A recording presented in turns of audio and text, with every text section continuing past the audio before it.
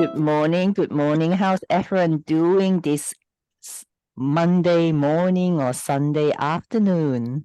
Monday morning's been interesting. Kids are home from school. No school. No school, mate. Holidays. Uh, And I'm at home. Good on you, Linda. Well, Anna, as I say, I always have a room for you here. So you shut the door and then no one is going to disturb you. And look at Alicia. It's like, it's okay. Show us the room, Alicia. He's like, we probably need to come and live in America for 6 months. Show us a lake.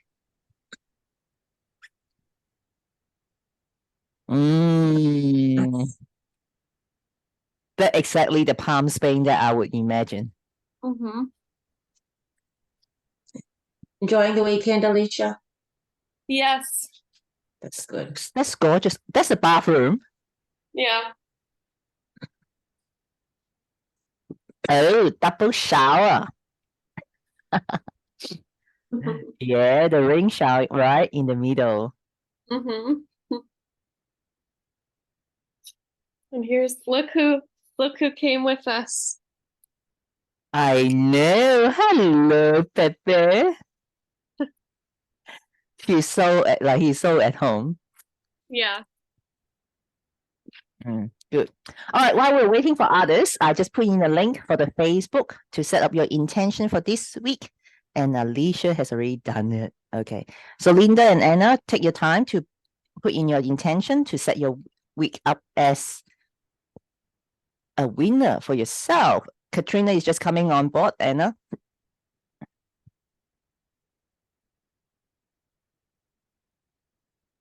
I'm trying to get hold of Tamara.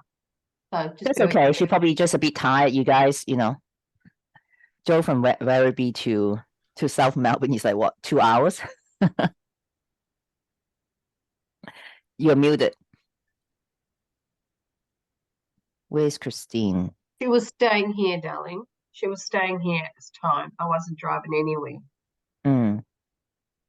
Consider it. So just trying to.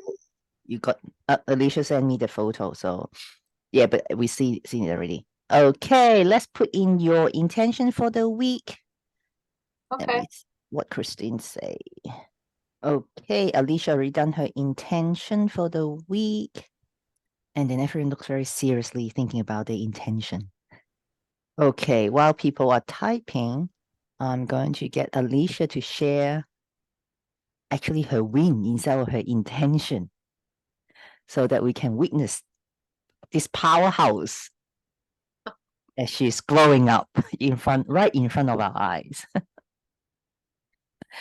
Come on, speak with the confidence that you just spoke just now. Okay. So I had an opportunity to grow and overcome some childhood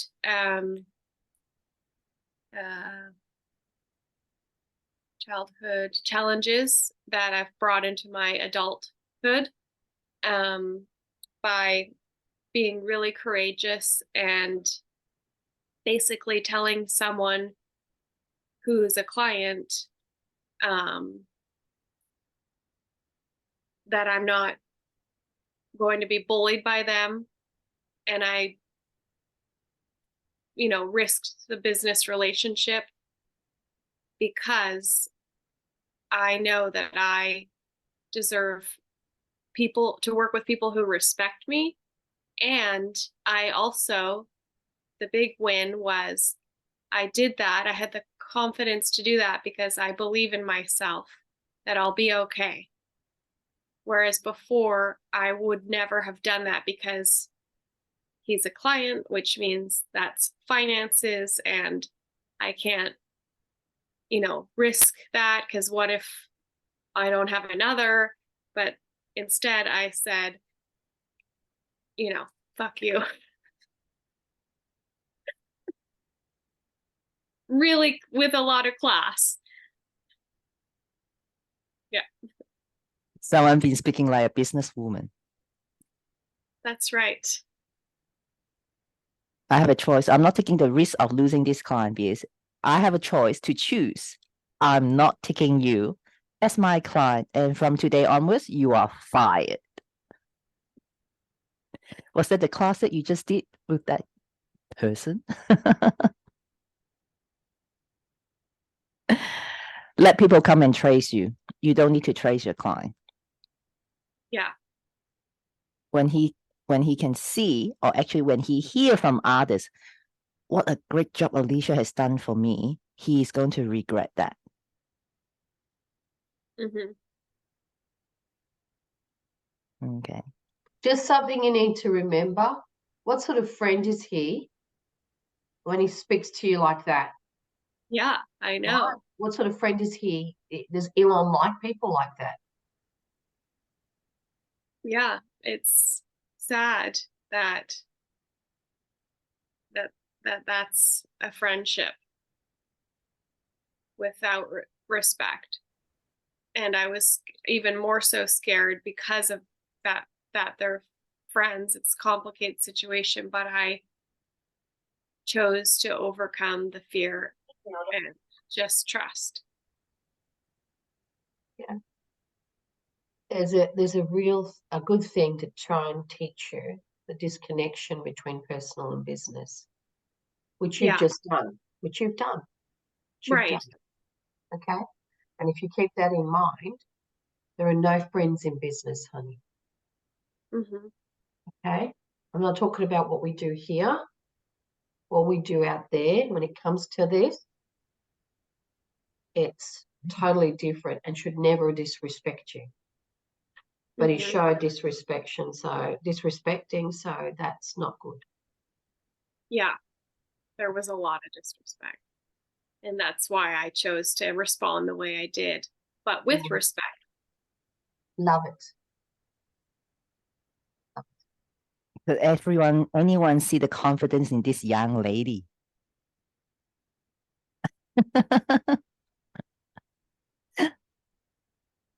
And she did well. She did well. She spoke up for herself.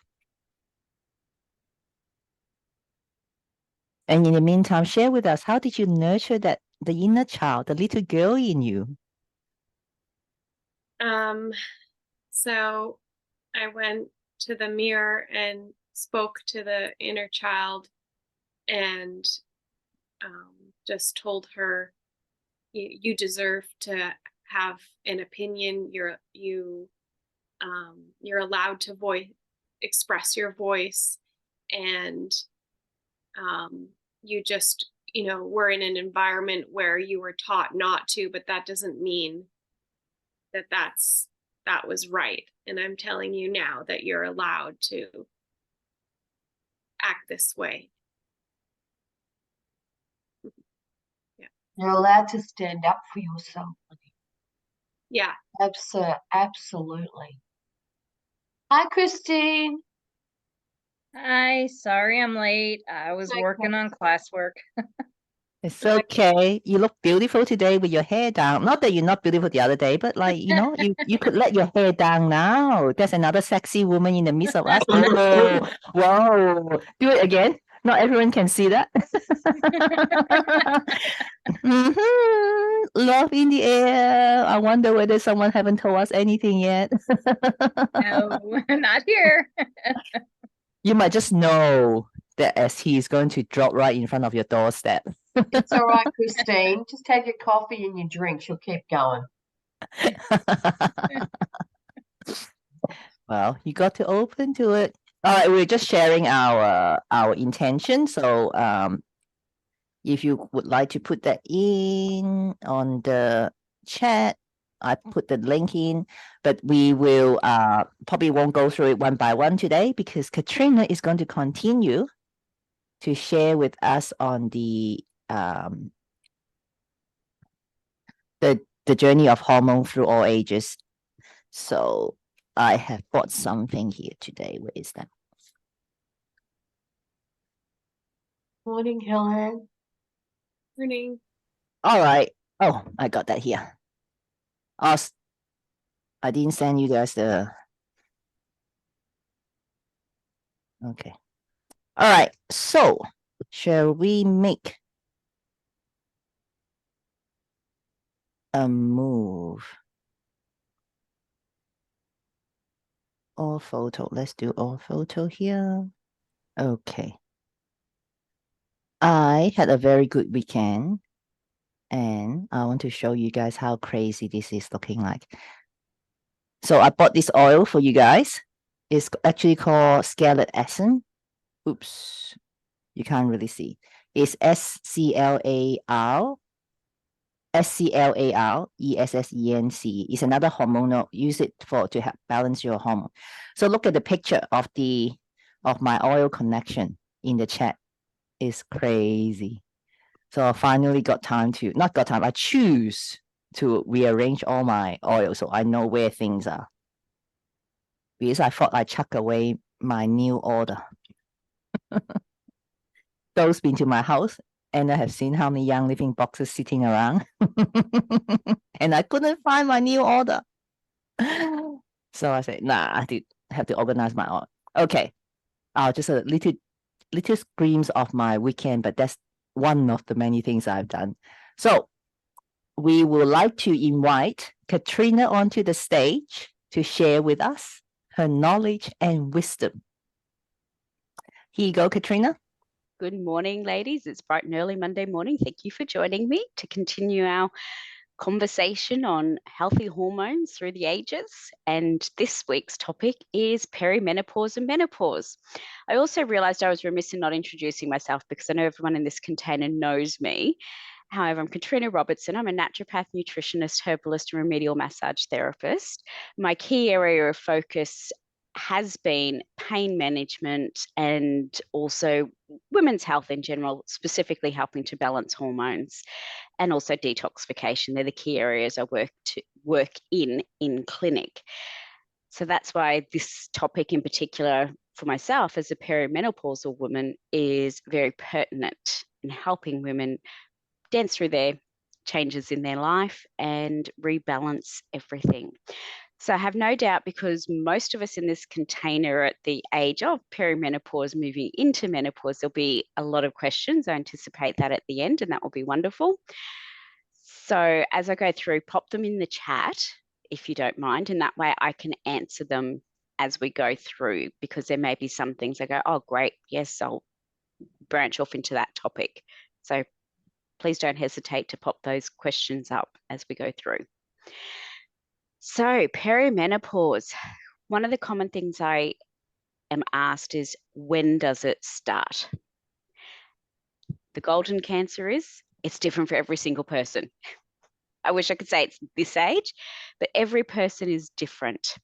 And it relates back to one, genetics, to what's happened in your life with regards to balancing your hormones. General consensus is around the age of about 45 onwards is when you're heading into the perimenopausal age. For some women, that starts earlier. Some women, it starts in their 30s. That is what's called early onset perimenopause, and can generally indicate there's some other underlying concerns. So once again, as I've stressed through the series, if this is happening, you need to have a conversation with your healthcare practitioner, GP, to see if there's something else underlying as to the reason why that's happening. So on average, it's around about the age 45 to 47 is the general age that we say, yes, you're moving into the perimenopause phase. So you're ready? It can last for up to 10 years, ladies. I'm waiting for the about that, because people go, no. It doesn't mean that you're going to be symptomatic for 10 years. It literally is from the time that your body starts shifting and altering the hormones through to the end of the menopausal phase, can be up to 10 years, sometimes a bit longer for some women. It doesn't mean that you're going to be, as I said, symptomatic throughout that whole time frame, because it's different for everyone. You can actually glide all the way through the first phases and not even be aware that you're entering perimenopause, because everything's humming along nicely. Your cycle hasn't shifted, nothing has changed. And then suddenly, 1 month, things start to shift and glide for you, where that's a case of your period duration has decreased or increased. the frequency of your cycle has increased or decreased. Again, it's different for everyone when you get in there. So for some women, it's a case of they're suddenly having a cycle every 14 to 16 to 17 days, when before that it was 28 days to the dot, they would have a cycle. Again, that may indicate there's something else going on. So further investigations with blood tests and having a conversation is required, just to rule anything further out other than, no, this is just your body's shift and change into the menopausal phase with it all. That as you move through the changes in the cycle, the next thing that happens is it could be a month, 2 months, 3 months, 6 months with absolutely no period, no cycle whatsoever. And then suddenly you get a period. Again, this is all normal and can happen for a length of time until the actual entering into the menopause phase, which is classed as when you have had absolutely no period for a full space of 12 months. That's classed as menopause. Everything in between that is the hormones. It's basically into the perimenopause phase until you have that full cessation of the menstrual cycle for a period of 12 months or more. Let's talk about symptoms. And I'm sure some of you are able to add some additional symptoms in and go, this is how I have been impacted. Because remember, we are all individuals. There's a list of symptoms that we go, this is general. However, what we need to know and understand is every person is an individual. So there's some things that you may have, not right or wrong. It's just a symptom that's impacted yourself. I just realized my little unicorn sitting there. Inner child work. Cover that another time. That's Tamara's area of expertise. So symptoms. First one we've talked about is the changes in your menstrual cycle with it all. Second one, and the most common that I have women actually seeking help for, is the hot flushes, which I call power surges. It is your thermostat has been turned up from normal to roasting. It's the sweats, it's kicking the sheets off and then going from hot to cold, pulling the sheets back on. It's walking around and next minute you're dripping in sweat. It can be really unpleasant, or you're just sitting there and you're just going, oh my goodness, I'm feeling really, really hot suddenly. It can happen randomly with absolutely no signs or symptoms as to when that's going to happen. And it can happen sometimes at the most inconvenient times. Number one, I call it everything drying out syndrome. Your skin, your vaginal microbiome starts to shift. And that also means that when intimacy and so on, that there's the vaginal dryness to overcome. Skin just not feeling as soft and supple and moist as it usually is, as does the vagina. Shifts in the breast tissue, so the sensitivity, tenderness of the breast can shift there. The other one that a lot of people also seek support for is, I call it the goldfish syndrome. It's basically your brain shifts, your memory. For women who've had children, they quite often go, it's like I'm having baby brain, but at the other end of the cycle. Your cognitive functionings, you're not as sharp and switched on as you usually are. You have problems recalling things. You're sitting there and you walk into a room and you go, why did I actually come into this room? Things like that, that shift and flow. And again, that's a normal occurrence throughout the menopausal phase. The good news is all of these symptoms do pass and do settle as you go through, but that can vary enormously to the extent. There's also mood swings and irritability in there. The other thing is, I have a lot of women say to me, I'm less tolerant. Go, yep, could be a sign of menopause, or it could just be a sign that you're entering the phase in your life where you just don't tolerate nonsense anymore and you've had enough because you're getting older and you go, I don't need this. Or as I say, wiser in your life, you go, I don't need this. So that's not always necessarily a sign of menopause. So keep that one in mind. Sometimes it is, sometimes it isn't. Now, addressing a few things here, because it's important to understand as we move through menopause what's happening in our body. It's quite easy to understand. We go, our estrogen levels are dropping. Absolutely. We all probably know that because that's what's given most of the press is estrogen levels are dropping and declining, and that's why you're having all the symptoms. What we're forgetting is the progesterone levels declining, and quite often the first start is our progesterone levels are dropping down as opposed to the estrogen levels. So once more, some blood tests to be done to just see where your levels are at so that we can tweak the appropriate hormones through nutrition and nutritional supplementation to assist. The wonderful thing that's happened now with the advances in this is there's beautiful bioidentical hormones. These bioidentical hormones can help enormously with vaginal changes in particular and with the hormone changes that are occurring. So that's something to file away in the back of the mind there with it all.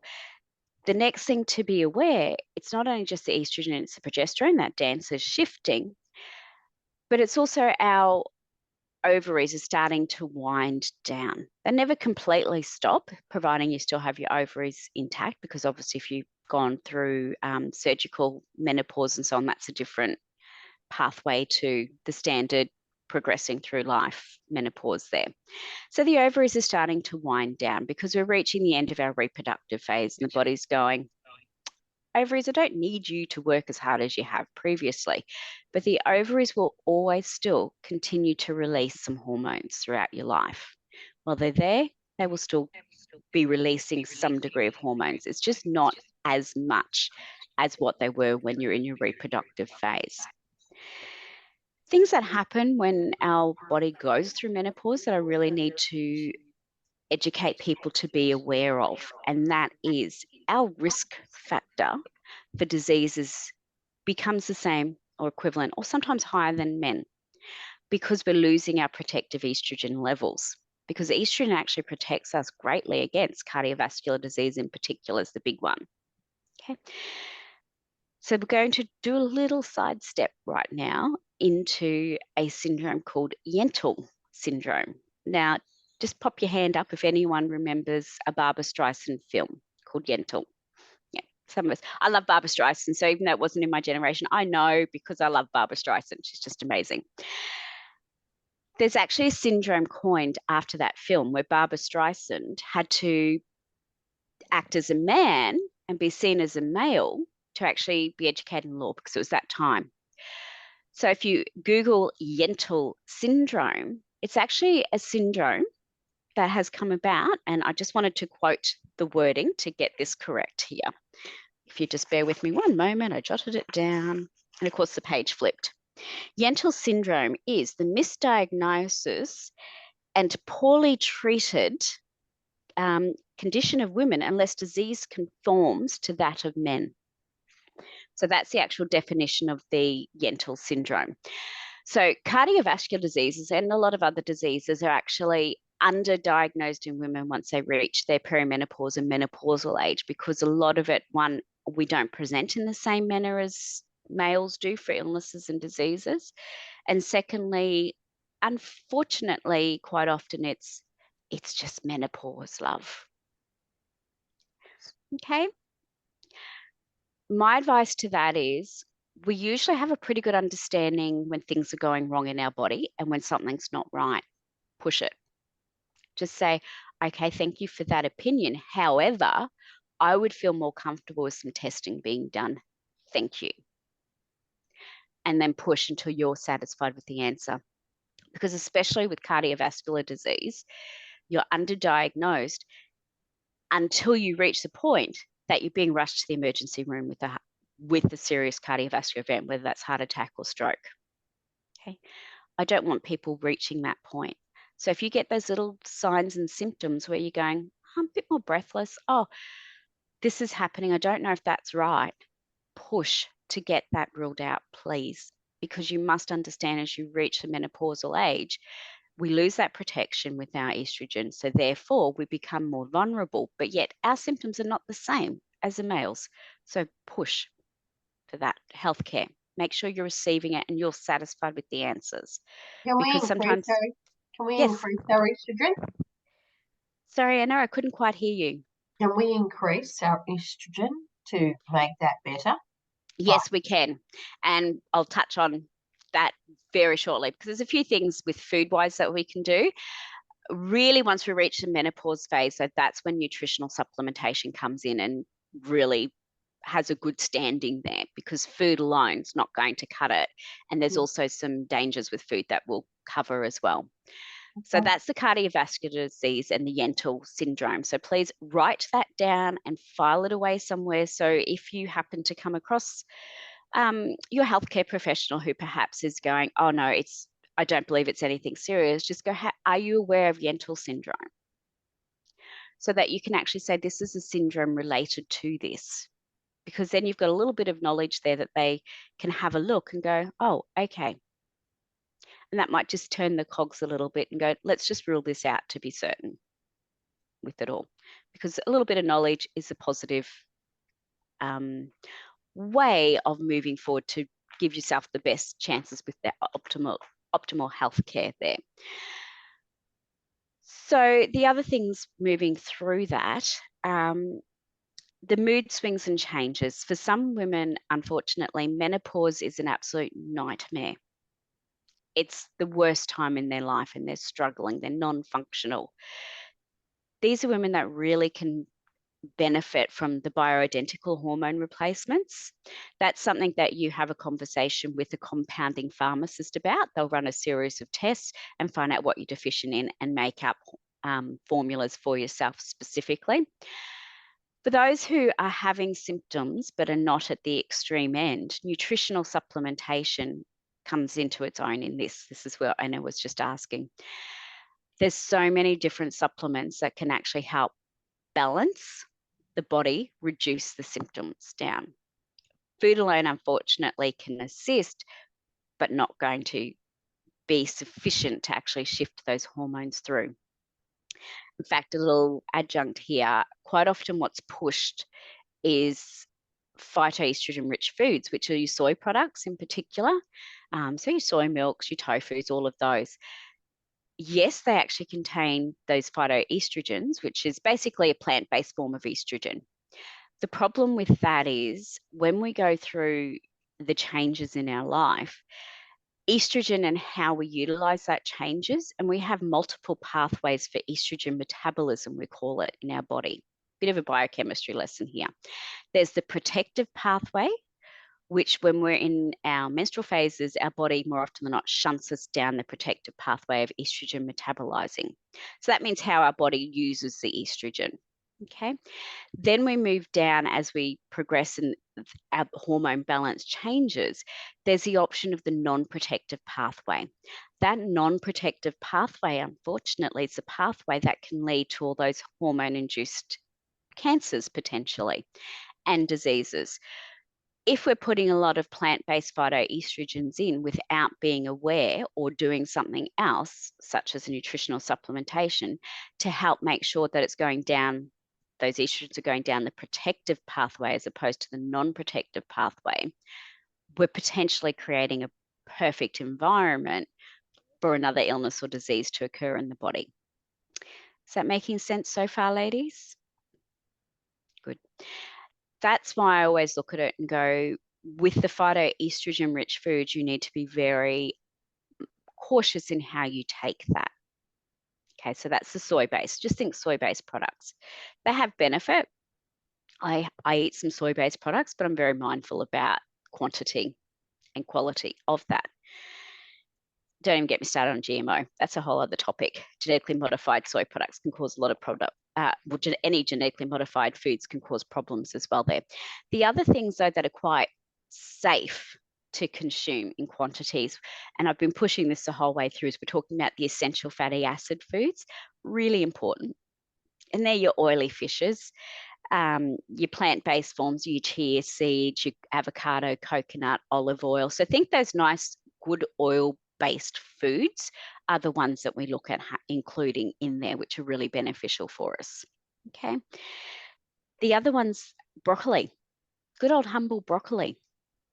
It's actually really good for us and we underestimate it.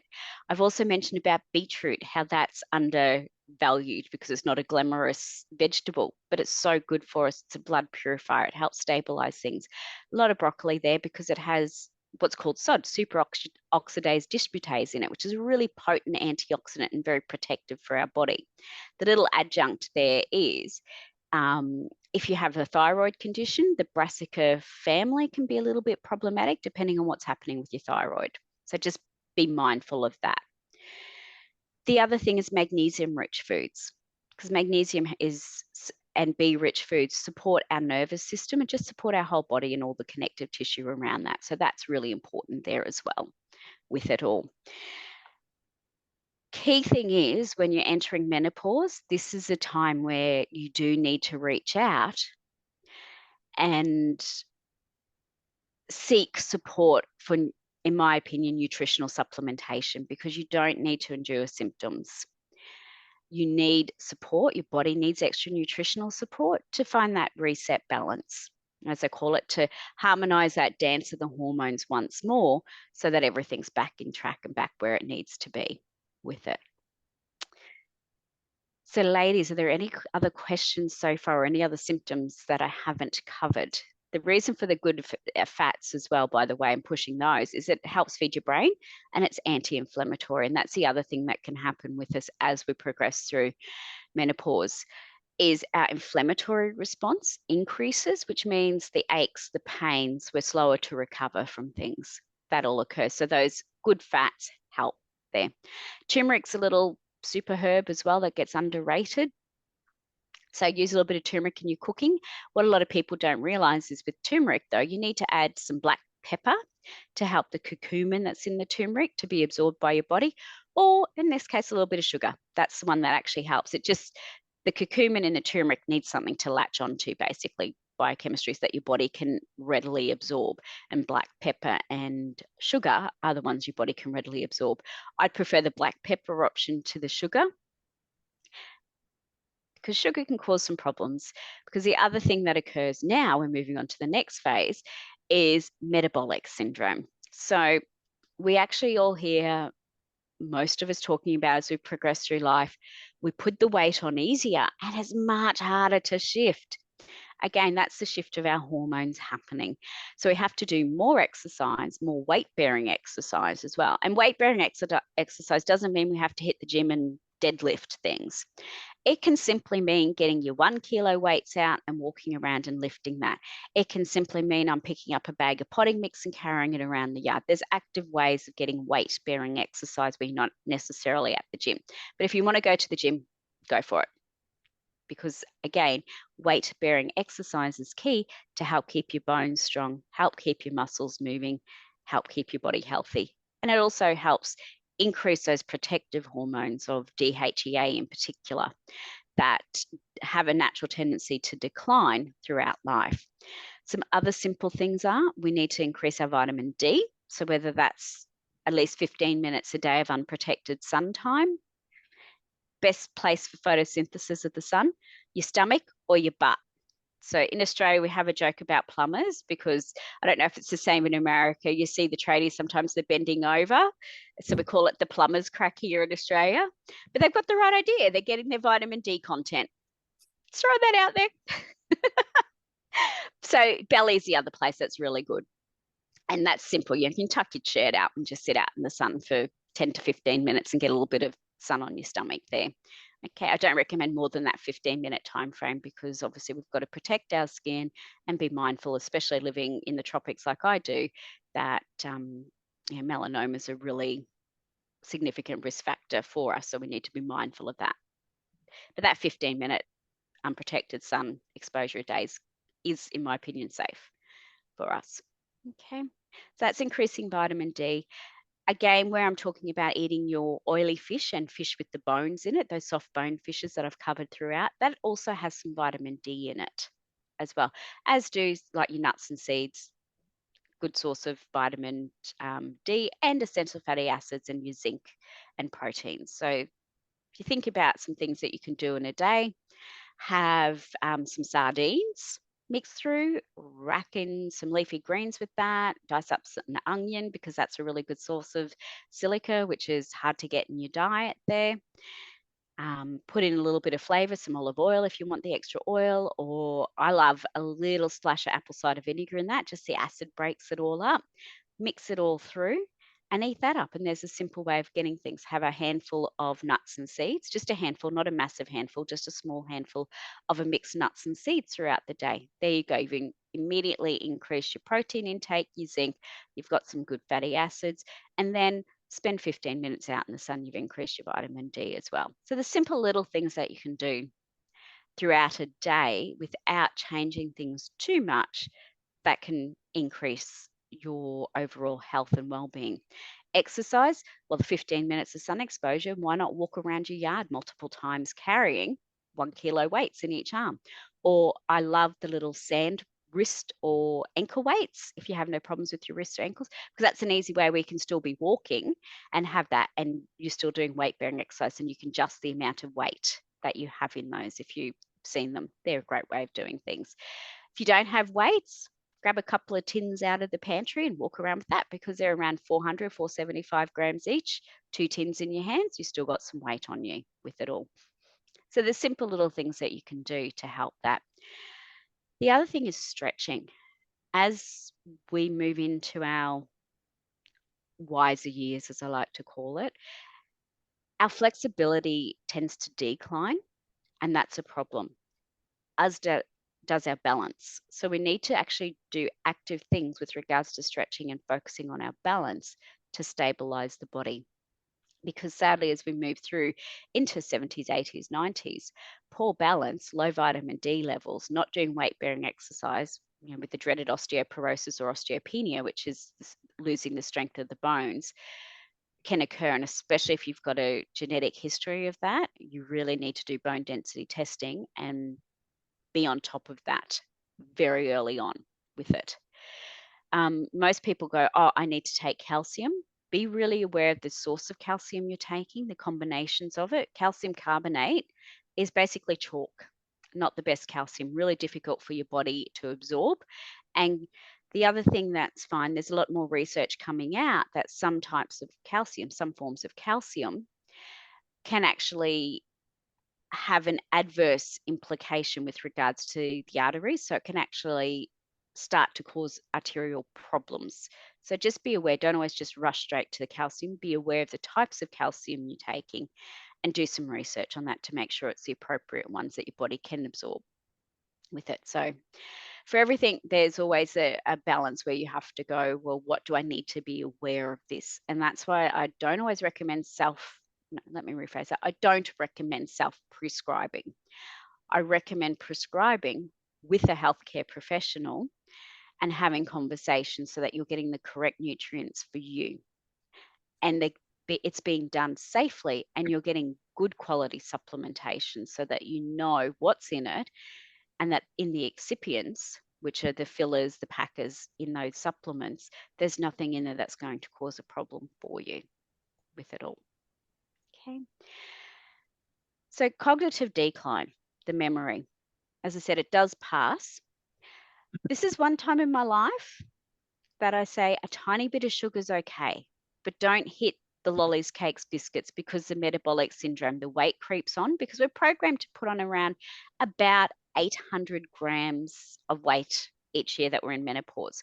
You add that over 10 years, hello, there's 8 kilos there, just like that. Okay, so you need to be aware that we need to be more mindful of the amount of sugars and carbs, refined carbs that we're eating, because our body has a lower tolerance for it. It impacts us way more than what it did previously. That's why we also need to make sure we're doing some exercise. Calcium-rich foods, thank you, Linda, for the question.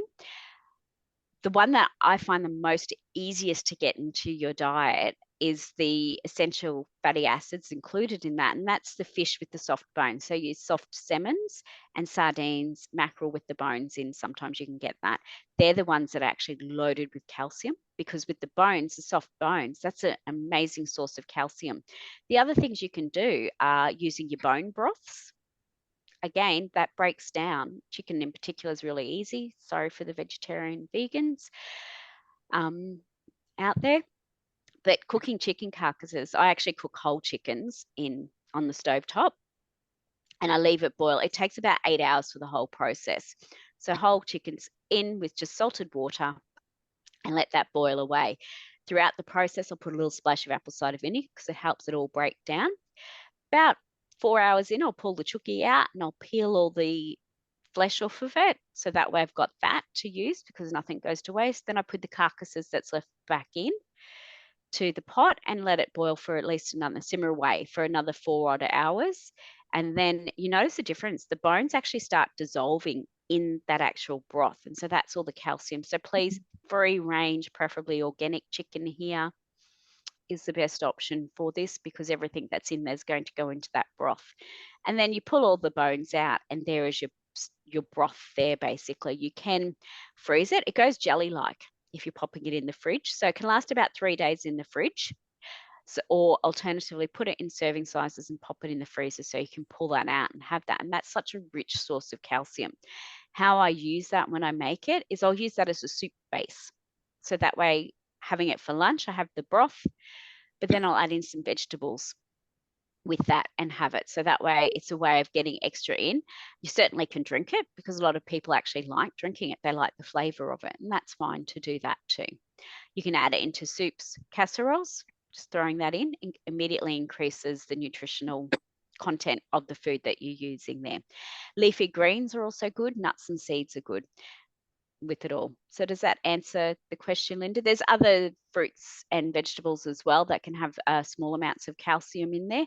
Of course, we are always pushed with regards to the dairy side of it. So cheeses, yogurt, do have and are my preferred option with regards to the dairy products, because the cheese has the rennet in it and the dairy has some probiotics in it. So they're the more preferred options with the dairy scale with it. Okay, so cognitive functioning, that's why I was talking about increasing those essential fatty acids, because it does help support the brain. The good news is that does pass, ladies.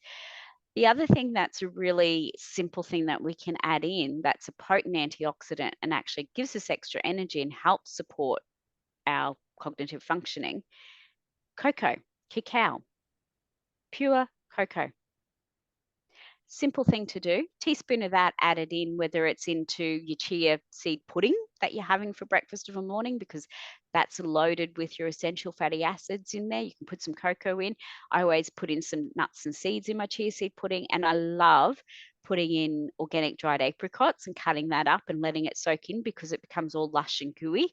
So you get that sweet hint, and apricots are a good source of iron, believe it or not, in there. So that's breakfast can consist of your chia seed pudding. Lunch can be your sardines with your salad all mixed through there. Afternoon tea, a little handful of nuts and seeds. Morning tea, you can have a piece of fruit, preferably mixed berries. I've skipped that over because not everyone has the morning tea component. It's the afternoon that your energy really slumps there. So that can be the handful of nuts and seeds. Or whiz up a smoothie. So in the morning, you can whiz up a smoothie, put some cacao in, put some mixed berries, put in a piece of beetroot, add in some green leaves of your choosing, whether that's spinach, kale, rocket, whatever your choice of green vegetable is in there. Broccoli, I've added broccoli quite often to the smoothie, as long as you've got enough fruit in there to hide that really earthy flavor, it's fine. I always put in coconut water as well, because that's some electrolytes in there, and it's one of the few sources of mental blank there. See, menopause brain, ladies. Perimenopause brain of lactoferrin, which is actually good for the immune system. So that's one of the few plant-based sources of that. So add in some coconut water or just normal water, whiz it all up. There's your smoothie that you can go. Nuts and seeds in there for the extra protein. So it's not that difficult to eat in a way that you're getting extra nutrients. Dinner, your source of protein, whatever that may be, whether it's a vegetarian, vegan source of protein, with vegetables or leafy greens, adding that in there. And then you've got a pretty decent nutritional plan that you follow throughout the day. Just little tweaks, little changes. The things that we need to be aware of is ensuring we're reducing our refined processed foods, especially it's so important during the menopausal phases, because of the inflammation that's happening in our body and the metabolic shifts with us gaining weight far more easily and struggling to shift that weight. It's more difficult with it. The other thing that happens is previously we store the weight in the pear shape, which is around our thighs and butts and boobs. That's the healthy weight. Then as we move into menopause, we actually start getting the spare tire, as I have many of my ladies call it, around your belly. That's the visceral fat. That's what also increases our risk of illnesses, especially cardiovascular disease, because it's not stored in the protective way that it used to be stored. So in summary, throughout our whole lives, our body's in a constant state of flow from the first time we enter menses, which is our very first period, all the way through to the end, the cessation of our cycle, which is when we've gone a full 12 months without a period. That's the menopause. Our symptoms shift and fluctuate throughout that cycle. Our moods fluctuate. Our energy fluctuates throughout that cycle. What's happening in our body is a constant state of flux and flow. And it's about learning and recognizing how our body shifts and how it flows and work with that, as opposed to working against it and push, push, push. Just learn that, okay, a day before my period, I'm not in the best space. I'm a bit cranky and irritable, or I can cry at the drop of a hat. My boobs are sore. I'm tired. So therefore, what can I do leading up to that work-wise, where maybe I can work from home for that day? Don't have to let anyone know the reason why. I can just work from home, or just put myself in a position where I'm perhaps not in those high-powered, high-pressured meetings for that day. I'm just giving myself a little bit of love and nurture and taking it easier for that day, and then possibly the first day of my cycle, just so I see how I'm feeling. And then after that, you start to progress forward. And what you notice is after your cycle, you move into your high energy of doing phase. So harness that and get in there and do those jobs and really, skate ahead and get those hard tasks done and out of the way with it all.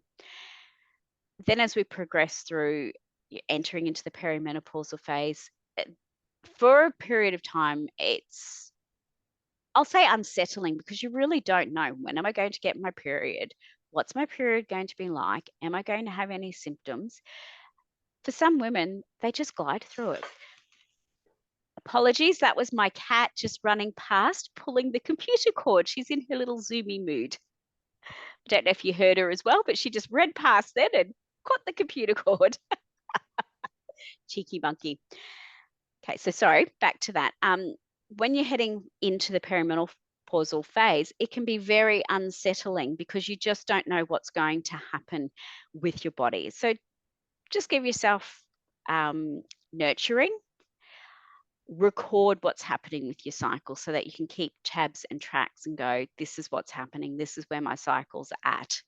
This is how long my bleed's for. This is what my symptoms are. That also helps if you do need to go in and talk to your healthcare professional. You've actually got it all recorded down. I use my phone calendar because it's easy. If you see the little thing above my head, that's my cat. She's jumped up behind me. Just so you know, ladies.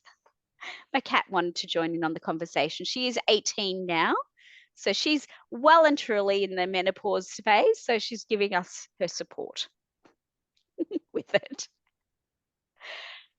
So be kind, be aware of the changes that are happening and occurring in your body with it all. And then with the menopause, it's not official until you've had that full 12-month time frame without your period. And I've actually had some women who've had no period for 3 years, and then suddenly they get a period out of the blue. And then they won't get one again, or they might not get another one for another 2-3 years. It's a different journey for every single woman because we are all different. We are all unique, but it's about connecting out and having those conversations and saying, hey, I'm experiencing this. Do you think this is normal? Or is this something I need to get checked? Or do I need further investigation with this? And it's amazing how many other women go, oh, no, I had that too. And, this is what occurred. Or some women going, oh, I haven't heard that before. Maybe it is worthwhile going and getting that checked out with it all. The other things I like to bring your awareness at the point is we were talking about the Yentl syndrome. So be aware of that, please. That's really important. If you're not satisfied with the answers you're getting, keep going until you are. Until you're satisfied that, okay, I've got answers for what I feel is happening. I'm satisfied with that. Because we're very intuitive beings, and I do believe we instinctively know when something's not right in our body. Listen to that instinct. Don't let it get pushed down. Don't let it get dampened. Listen and keep going until you are satisfied and you go, okay, that feels right. I've got that answer. Okay, I'm happy with that now. with it. Okay, be empowered on that, please. It's so important because, again, the fact that there is a syndrome called Yentl syndrome out there that explains the misdiagnosis and underdiagnosis of women's health really, to me, says that we as women need to be empowered and take control of this and ensure we're going, thank you so much for your opinion. However, I want further testing done. So don't be ever afraid to do that. Okay. And if you're not getting joy with the person you're speaking to, you're within your rights to go and get another opinion, a second opinion, a third opinion if you need to, until you feel satisfied that the avenues have been explored and you're comfortable with where you're at with that. Don't be afraid to reach out and get support for it. You don't have to endure menopause. You don't have to suffer in silence. You don't get a badge at the end of it if you have. So why endure symptoms when you can actually get support, nutritional supplementation, bioidentical hormone support to bring everything back into balance so your body's dancing nicely and in harmony, and you can get through this at the other end and come out as the beautiful, empowered woman that you are. The other thing to be aware of is our natural vaginal microbiome. Yes, we have a vaginal microbiome, shifts and changes, and that can cause problems. It can even be to the point that intercourse or intimacy, if you prefer, if that's a less confronting word, can become extremely painful and uncomfortable. And so therefore you shy away from intimacy. That's something that you can address and get help and support for as well. So you don't have to endure that as well or lose that part of your relationship with your partner. So be aware of that and reach out for help and have those conversations and talk. There's no embarrassment in talking about natural parts of our cycle. Too long it's been a taboo, or you can't talk about your periods, you have to hide that you're having a period. Let's put that conversation and topic on the table and let's have those conversations and talk about it. It doesn't have to be in the conference room at work, but we're here together, a group of beautiful women supporting each other and nurturing each other. Have those conversations. Don't be embarrassed to talk about it. Don't be embarrassed to talk to it about the young girls in your life and the teenagers and the women that you come in touch with, so that you can actually empower each other and understand that this is a normal part of our cycle and our life. It's a beautiful part as we progress through, turning into that wise women that we are, the empowered women that we are as we come out the other end. So thank you so much, ladies. If there are any other questions, now's the time. Fire away, ladies. It's all well covered, Katrina. You've All done well it. covered. Thank you. That's wonderful. But sometimes things pop into your head at a later date. Feel free to reach out. It's been a pleasure, ladies. I hope from this that you feel more empowered and have a better understanding of the shifts and changes that occur in your body. I've simplified. We understand there's so much more biochemistry going on, but without it being a massive biochemistry lesson, there's enough knowledge in this now that you can take that away and understand what's happening. And don't be afraid to do some research as well. Not always Dr. Google's right, but there is a wealth of good knowledge out there with it all. So thank you, ladies. Beautiful.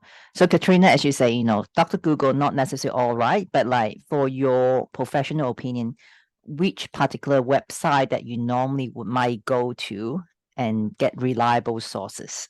I always utilize, and this is hard going because remember, I'm a bit of a nerd. I'll own it. I love PubMed and looking at the medical sites there. They're my favorite because you'll get genuine medical articles. I mean, there's some brilliant research coming out with regards to nutrition and menopause, nutrition and cognitive function, etc., coming through. So PubMed's one of my favorite ones that I always go to have a look to get reliable research information. There's other ones like BMJ, which is your British Medical Journal, JAMA. There's a lot of research papers you can gain access to out there, but I generally tend to stick with those sites when I'm looking at heavy research articles with it all. Yep, I love PubMed too, so that's the sources I go to. Because I know it's reliable and you can do cache research and it'll bring up all the articles and you can find the ones that you feel are most relevant. If you're not into reading all the biochemistry and so on, synopsis gives you a good understanding of what is in the paper. with it all. If you're looking at some basic science, then there is actually, for instance, the Menopause Institute that has some reliable information about as you go through changes there. When you're looking at supplementation, always be aware of wanting to find out who's created, what the excipients are, what the ingredients are, where the ingredients are sourced with it all. And menopause is different for every person. So one supplement aimed at every menopausal woman, possibly 50% of women may get some benefits and results, 50% won't, because it depends on what's happening in your body with those shifts in hormones as to what you require to reset everything with it all. And also remember the fact what I was talking about with the estrogen, you need things to actually pop it down the protective pathway more than ever as you're heading through the perimenopause and menopausal phases. And that's where you reaching out to your knowledgeable healthcare practitioner as opposed to self-diagnosing or purchasing something online is really the better option, preferred option, in my opinion. Good. Beautiful. Any other question, ladies? It's been a pleasure, ladies. I've really enjoyed this journey we've gone through from entering our first menstrual cycle all the way through to the cessation of the cycle and everything in between. It's been fabulous. And remember, no topics taboo with regards to this. We need to have those conversations about things that we've found that have helped and what's going on in our bodies. It's a beautiful natural process. I say it's a dance, and we just want that dance to be in harmony and in sync. Exactly. Throughout our life. You can have fun too. Question? Yes, Anna. So a lot of, I know that most people won't say it, but I'm happy to say it. The trust in the medical profession is not there. So it doesn't matter how many times you ask different people within the clinic, different whatever. You